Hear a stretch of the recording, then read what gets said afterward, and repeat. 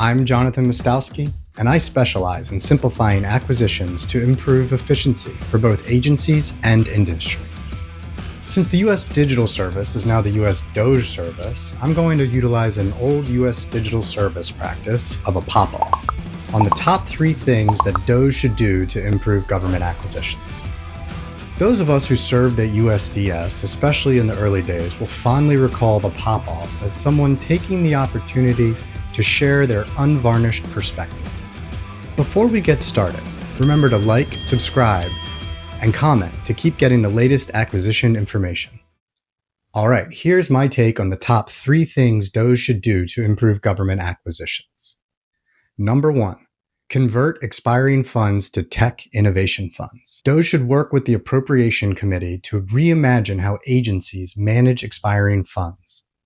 Instead of incentivizing agencies to sweep end-of-year money and obligate them to a generic IT contract to buy printers and laptops, judicious execution of a budget that results in underspending should be rewarded. Instead of sending unexecuted funds back to the Treasury, those funds should be moved into a tech innovation fund and become no-year, no-color money. These dollars could then be used to fund the next new idea that comes around mid-cycle, or used as a transition fund to bring innovation across the valley of death. Number 2, DOGE should look to expand non-FAR-based authority. Currently, only 10 agencies have OT authority, 19 if you include component agencies. By some count, there are approximately 400 agencies and sub-agencies combined. Non-FAR-based authority serves many purposes and has been proven time and again as an effective tool for driving innovation and accelerating acquisitions. If you want to learn more about OTAs, check out my video in the description.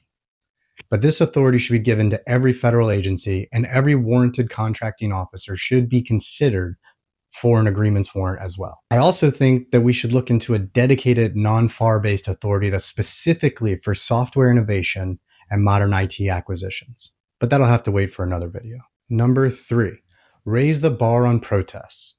There should be a pre-trial, so to speak, where the complainant must prove there is sufficient cause before a protest is accepted. Currently, all an unsuccessful offeror needs to do to protest is submit a letter. While the ability to challenge negligent, unethical, or improper acquisitions is important to maintaining the transparency and trust structure in federal acquisitions, consider some of these facts. In 2024, GAO received over 1,800 protests. While this is a decrease from 2023 of 11%, the sustain rate also fell from 31% to 16%.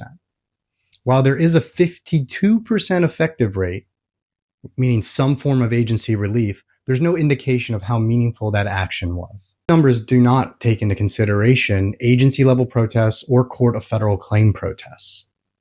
Protests cost a lot of money, waste a tremendous amount of time and resources, and can delay development or transition of a new program to a new vendor. What's more, the fear of protest is actually what interjects most of the delays we see in the acquisition process. Lawyers and contracting officers striving for perfection at the cost of getting an acquisition out the door. Thanks for watching this video, and make sure you share it with your favorite DOGE representative. And I'll see you next time on Agile Acquisitions.